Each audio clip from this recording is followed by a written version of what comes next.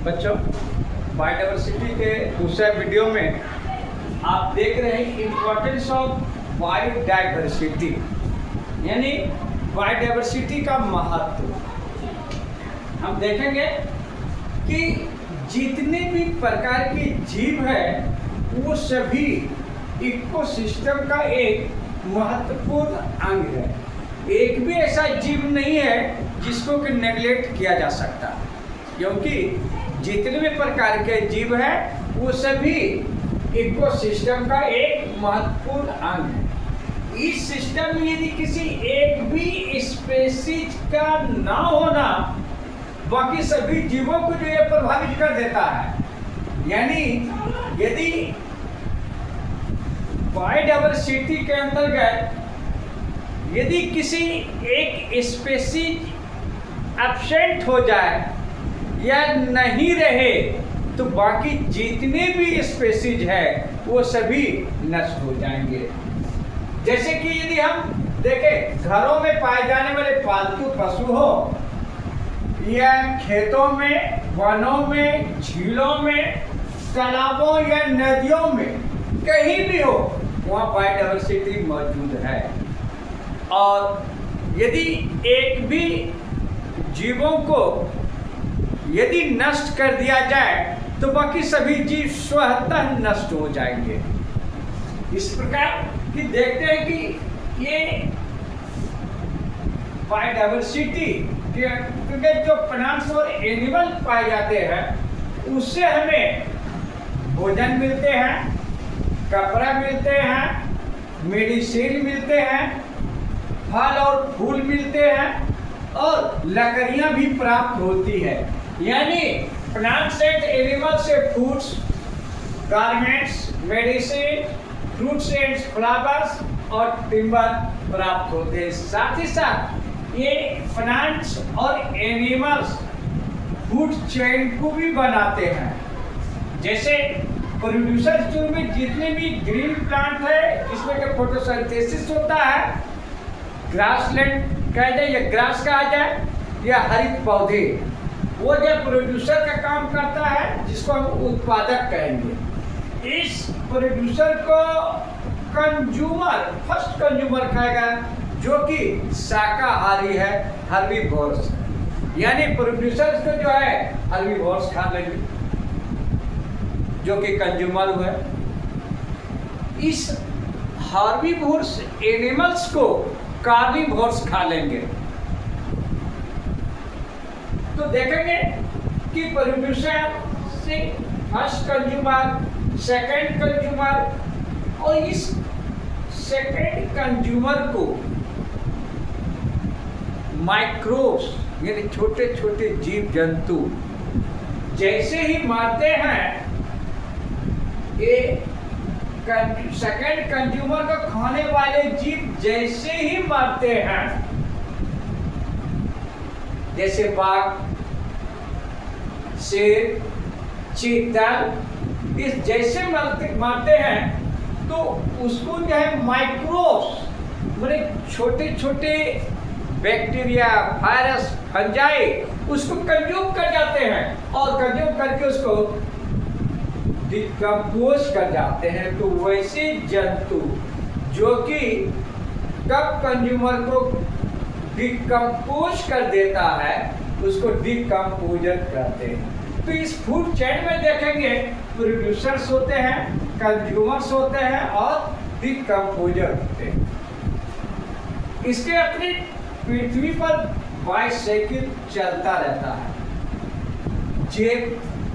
जैव चक्र चलते रहता है, जिसके कारण कि जीव जल और भूमि पर अस्तित्व में है। यदि बाइसाइकिल नहीं चलता तो इसकी कमी से प्राकृतिक संतुलन नष्ट हो जाता है। जैसे फ्रॉग जो है इंसेक्ट्स को खाते हैं। यदि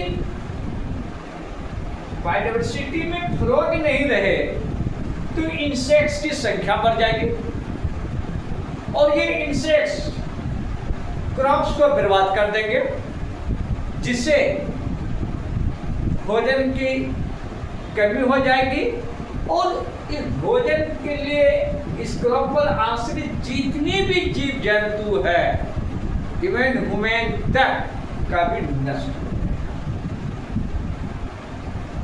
ये इतनी बड़ी इंपॉर्टेंस यदि है तो फिर भी आज हमें बहुत से प्रॉब्लम है। बायोडायवर्सिटी को बचाने की आवश्यकता है। आखिर बचावे किससे? तो देखेंगे कि प्रॉब्लम्स फॉर बायोडायवर्सिटी क्या है? प्राकृतिक आवास का नष्ट होना, डिस्ट्रॉय ऑफ नेचुरल हैबिटेट। जिस जगह जीव जंतु रहते हैं उस क्षेत्र को जो है नष्ट हो जाने से वहां के बायोडायवर्सिटी नष्ट हो जाती है। ग्लोबल वार्मिंग, इतनी प्रचंड गर्मी के कारण कार्बन डाइऑक्साइड के बढ़ने के कारण, क्लोरोफ्लोरोकार्बन के कारण ग्रीन हाउस इफेक्ट पड़ रहा है, जिसका कि डायरेक्टली और इनडायरेक्टली इफेक्ट हमारे वातावरण पर पड़ रहा है। इससे बचाना बहुत ज्यादा जरूरी है। नेक्स्ट, विदेशी प्रजातियों का अतिक्रमण यानी अवांछित जीव, यानी अटैक ऑफ अनवांटेड स्पीशीज। हमारे बायोडायवर्सिटी में वैसी जीव का प्रवेश हो जाना जो कि उनकी अनिवार्यता नहीं है, उसको अनवांटेड स्पीशीज कहते हैं। वो आकर के हमारे यहाँ का न्यूट्रिशन ले लेते हैं, भोजन को ले लेते हैं, जल को ले लेते हैं, और जिनके लिए प्लांटेशन करते हैं उसको भरपूर भोजन नहीं मिल पाता है, जिनके कारण कि जो है ये बायोडायवर्सिटी को बहुत बड़ी खतरा हो रही है। Next, civilisation and industrialisation. आज हम देखते हैं कि शहरीकरण किया जा रहा है, नगर को बसाया जा रहा है, बड़े बड़े पेड़ पौधे को कटाया जा रहा है। उस पेड़ पौधे पर जो जीव जंतु आश्रित है भोजन और प्रजनन के लिए, उसका आवास नष्ट हो रही है, जिसके कारण जैव विविधता पर काफी प्रभाव पड़ता है। इतना ही नहीं, यदि हम इंडस्ट्रियलाइजेशन की बात करें, वहाँ बड़े बड़े उद्योग लगाए जा रहे हैं, रेलवे लाइन बिछाए जा रहे हैं, एयरपोर्ट बनाए जा रहे हैं, खेल का मैदान बनाए जा रहे हैं, रोड बनाए जा रहे हैं। इससे जैविक संपदा, चाहे वन संपदा हो या जंतु संपदा, दोनों का नाश होता है, जिसके कारण कि हमें बुरे मौसम के प्रभाव को झेलना पड़ता है। इसलिए हमें चाहिए कि प्राकृतिक आवासों को नष्ट होने से बचावें और जरूरत हो अधिक से अधिक पेड़ पौधे को लगावें।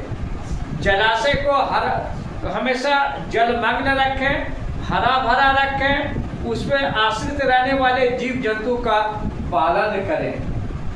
ग्लोबल वार्मिंग से बचें। विदेशी प्रजातियों का अतिक्रमण जहाँ हो रहा है उस छोटे छोटे अवांछित पेड़ पौधे को जो है वहाँ से हटावें।